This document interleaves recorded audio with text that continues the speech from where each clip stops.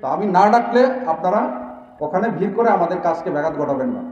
আমাদের হাতে অস্ত্র আছে, আমাদের ট্রেনিং আছে, সর্বশেষ হচ্ছে আমাদের মনোবল আছে, এবং আমাদের পিছনে 18 কোটি মানুষ আছে, আছে না? তো 18 কোটি মানুষ থাকতে আমার কি ভয় পাওয়ার কোনো কারণ আছে? তো ইনশাল্লাহ বিজিবি হচ্ছে, আপনি দেখেন আমি কি লাগাইছি আজকে, বিজিবি হবে সীমান্তের নিরাপত্তা এবং আস্থার প্রতীক। ফার্স্ট হচ্ছে, আমি যখন বিজিবি আমার শূন্য লাইনে বিজিবি দাঁড়ায় থাকবে, আপনি নিশ্চিন্তে থাকেন যে বর্ডার সিকিউর, বর্ডারে নিরাপত্তা আছে।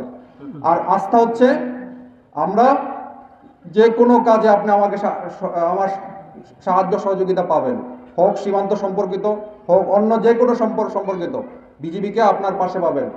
একজন বলেছিল চেয়ারম্যান সাহেব যে শিবগঞ্জ থানা অনেক দূরে, এত দূর যাওয়ার দরকার না, আপনার পাশেই আমাদের প্রতি 5 কিলোমিটার দূরে দূরে হচ্ছে আমাদের বিজিবি ক্যাম্প।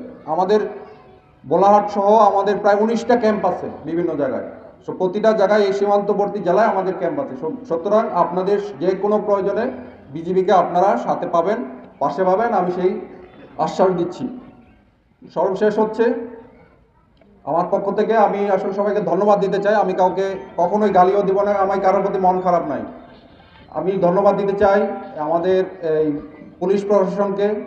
যখন 5 তারিখ থেকে ঝামেলা শুরু হয়েছিল, এসপি মহোদয় বারবার জিজ্ঞাসা করছে যে কিবরিয়া ভাই কিছু লাগবে, কোনো সহায়তা লাগবে? আমি বললাম শুধু দোয়া করেন, ইনশাল্লাহ কোনো সমস্যা নাই। ডিসি মহোদয় ফোন দিয়েছিল কোনো সহায়তা লাগবে, আমি বললাম ঠিক আছে, আপনারা পাশে আছেন, যদি সহায়তা লাগে আমি জানাবো।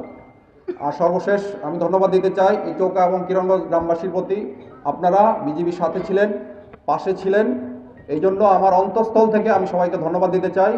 এই শুধু শিবগঞ্জবাসী না, এই পুরো বাংলাদেশের 18 কোটি মানুষ আমাদের বিজিবির সাথে ছিল। তো ইনশাল্লাহ এই সাপোর্ট যেন আপনাদের সবার থাকে। এবং সর্বশেষ রিকোয়েস্ট হচ্ছে, যেটা বললাম, আপনাদের এলাকায় আপনারা চিহ্নিত করেন কারা কারা এই কাজে, এই মাদক চোরাকারবারি করে, কারা বিভিন্ন ধরনের চোরাচালানের সাথে জড়িত। আমাকে